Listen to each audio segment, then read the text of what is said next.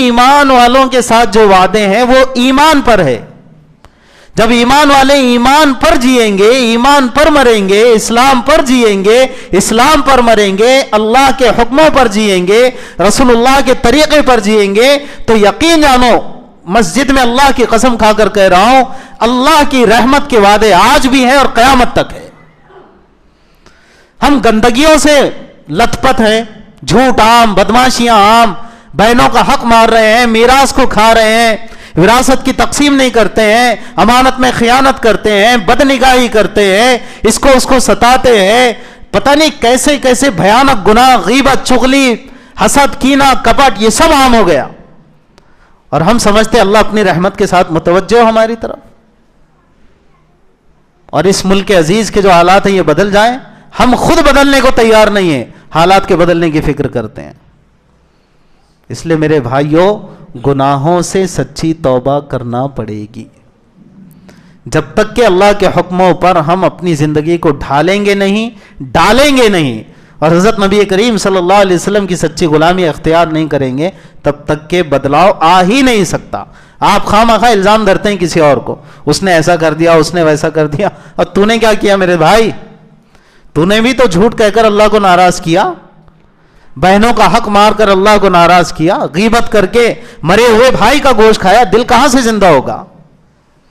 دل کے زندہ ہونے کے لیے ضروری ہے حرام سے بچا جائے.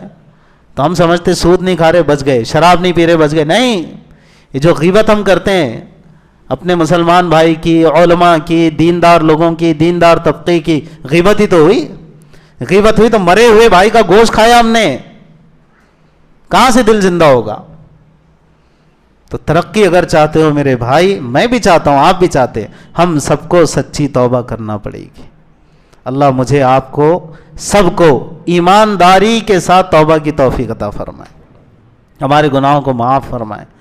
تو پھر میرے بھائی، دیندار بننے کے لیے دین کے کاموں میں لگنا پڑتا ہے.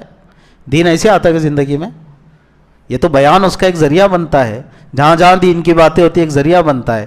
لیکن جب تک کہ مستقل آدمی محنت میں نہ لگے، میں جو پہلے جمعہ سے کہہ رہا ہوں الحمدللہ، کہ ہمارے اپنی بستی کے لوگ اگر فکر کریں گے کہ بھی روزانہ کے جو اعمال ہوتے ہیں، روزانہ کی ملاقاتیں ہوتی ہے، فجر بعد مشورہ ہوتا ہے، عشاء کے بعد تعلیم ہوتی ہے، ملاقاتیں ہوتی ہے، بستی کی فکریں ہوتی ہے، ہفتے واری گشت ہوتا ہے، اس میں کم سے کم اپنے آپ کو جوڑے رکھیں گے تو آگے کی شمعیں جلے گی. ہم سمجھیں گے جمعہ سن لیا تھوڑا سا، اس لیے سنا کہ 2 رکعت پڑھنا ہے، معاف کرنا، میں تو یہی کہتا ہوں، لوگ اکثر اس لیے بیان سن لیتے جمعہ کی بات کہ 2 رکعت پڑھ کے جانا ہے.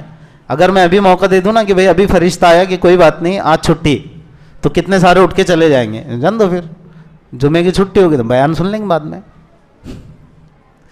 بھئی ہمارا انداز تو ایسے ہی ہے، آپ کا بھائی ہوں لیکن کیا کرے، انداز ہی ایسا ہے.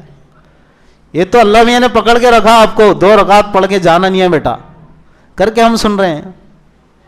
لیکن سن کے سن سن سن سن نہیں ہونا ہے میرے دوست.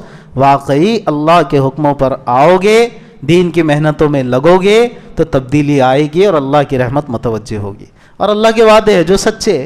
تو ہم سب چاہتے ہیں نا عزت سے رہنا، سہنا، جینا، اپنے بچوں نے بھی جینا مستقبل میں. تو دین کے کاموں میں اپنے آپ کو لگانا پڑے گا، دیندار بننا پڑے گا. اللہ مجھے آپ کو سبھی کو توفیق عطا فرمائے. وآخر دعوانا الحمدللہ رب العالمین.